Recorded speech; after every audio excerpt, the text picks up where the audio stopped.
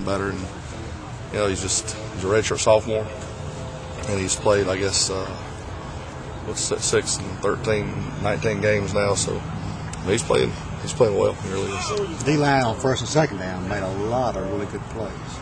Yeah, but you got to finish everything off, and so it's about going out there and winning the ball game, and we didn't win, and so we got to finish things off.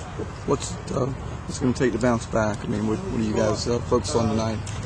Practicing, getting ready, making ourselves better, and getting ready for Vanderbilt. Just you practice, and hopefully you improve from week to week.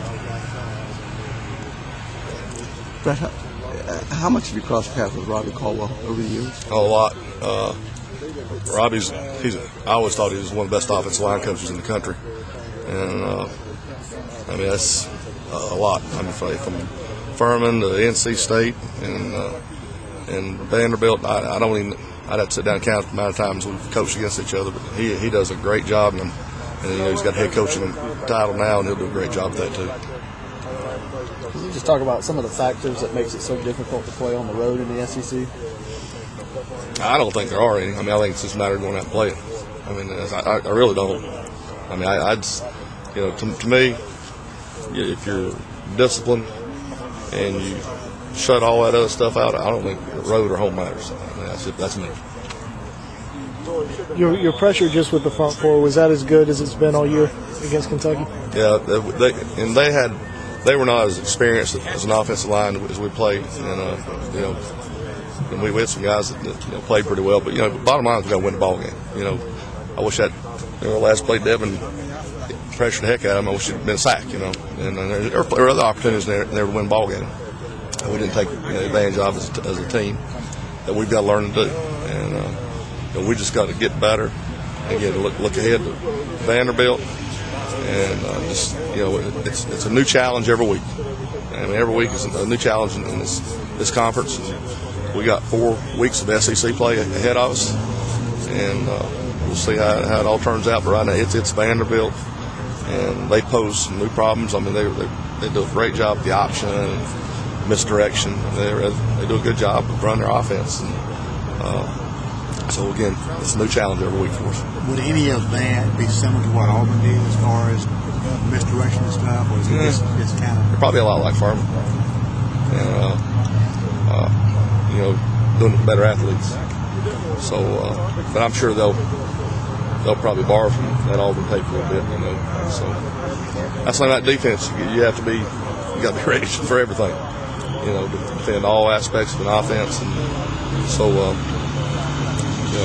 The option, again, anytime you use the O word, you're talking defensive football, you're talking about discipline. You have to be disciplined in your assignments to defend it. I'm sorry if you spoke about this before I got here, but just talk a little bit about Melvin and his bouncing back and forth between tackle and end. Do you, as you go forward the last half of the season, do you foresee him more at one spot than the other? Well, we double train all of our players anyway, and Chaz Sutton, he's getting surgery in the morning, putting a pin in his hand. So, he'll be out this week. I hope to have him back next week. But he's had that big club on, and, it's hard to play. So, we double train our athletes. And so Melvin, he's been trained to tackle and end. And so it should not be a tremendous transition for him. And a lot of our guys, Travian Robertson's been an end and tackle. And so they know how to play both positions. So when you recruit athletes, you can do that.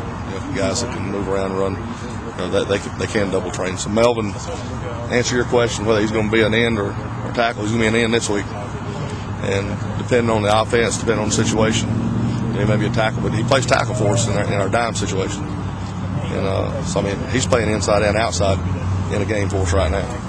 Right, I'm working on a story about Lottie. What does he bring to your unit? Lottie's a very powerful player. He's tremendous explosion, and he's a guy that he understands gap integrity really well, understands that you fight pressure with pressure, and he's a 4-year starter basically, and so he's had a lot of reps to get better. And, again, he understands football, has tremendous knowledge of how to use his hands. It's just all the tiny fundamentals of being a defensive lineman he has a very good understanding of it. And again, because he has good explosion, he finds himself in the right place and where he's supposed to be. And that's just an older guy that's got some experience. He understands when you're on that center and you're getting chipped across, how you pull back. And a lot of guys, it takes a while to learn that. Melvin Ingram's versatility, how big a deal has that been for him? A lot. I mean, I was talking earlier, we double train most of our players anyway. Right. And when you recruit athletes as defensive linemen, they can play both depending on size. And some of our guys have been ends and other tackles. And, so, being able to play him on both, like I said, he plays inside for us in our dime package. He's playing end right now in our base package. He can do both. He understands it. And Melvin is, he's getting better again. I think I said this a couple weeks ago.